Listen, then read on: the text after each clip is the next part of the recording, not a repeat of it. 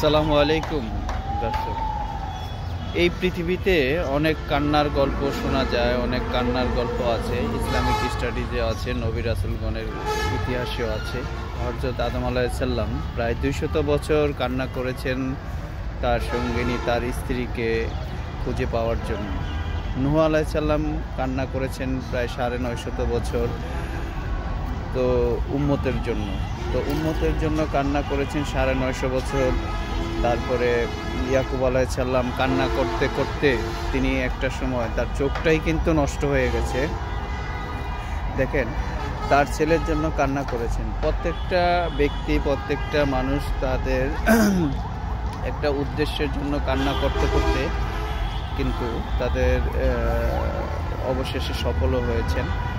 আর ইয়াকুব আলাইহিস সালাম যে কান্নাটা করেছিলেন তার চোখটাও কিন্তু নষ্ট হয়ে গিয়েছিল। সব কিছু কিন্তু আল্লাহ পাকের পরীক্ষা।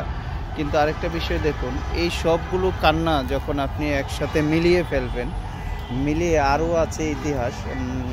আমাদের রাসূল পাক সাল্লাল্লাহু আলাইহি সাল্লাম উম্মতের জন্য যে কান্নাটা করেছেন তার ধারের কাছেও নেই, তার কাছাকাছিতেও নেই। এই জন্য অনেকে বলে রাসূল পাক সাল্লাল্লাহু আলাইহি সাল্লাম তার উম্মতদের এত ভালোবাসেন, তার উম্মতরা রাসূল পাক সাল্লাল্লাহু আলাইহি সাল্লামের জন্য জীবন দিয়ে দেন কেন?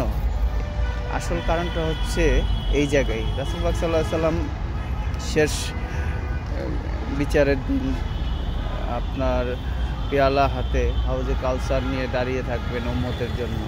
এই উম্মতকে জান্নাতে না নিয়ে কিন্তু তিনি প্রবেশ করবেন না। আল্লাহ পাকের কাছে সেজদায় পড়ে থাকবেন। আল্লাহ পাক এই উম্মতের জন্য রাসূল পাক সাল্লাল্লাহু আলাইহি সাল্লামের অনেক বেশি অধিকার দিয়েছেন শাফায়াতের এবং ক্ষমা পাওয়ার জন্য। তো ভিডিওটি ভালো লাগলে অবশ্যই শেয়ার করবেন। আসসালামু আলাইকুম।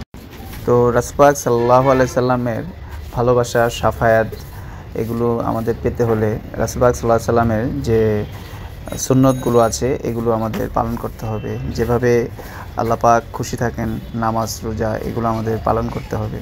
সুতরাং কিয়ামতের দিন হাসরের সেই কঠিন ময়দানে রাসূল পাক সাল্লাল্লাহু আলাইহি সাল্লাম যে আমাদের শাফায়াত করবেন, তার জন্য আমাদের ওই কাজগুলো এই দুনিয়াতে আমলের মাধ্যমে করে যেতে হবে। রাসূল পাক সাল্লাল্লাহু আলাইহি সাল্লামকে, তার সুন্নতকে ভালোবাসুন, আর আল্লাহ পাকের হুকুমগুলো, নামাজ, রোজা এগুলো পালন করুন, মানুষের সাথে ভালো ব্যবহার করুন, আত্মীয়তা রক্ষা করুন।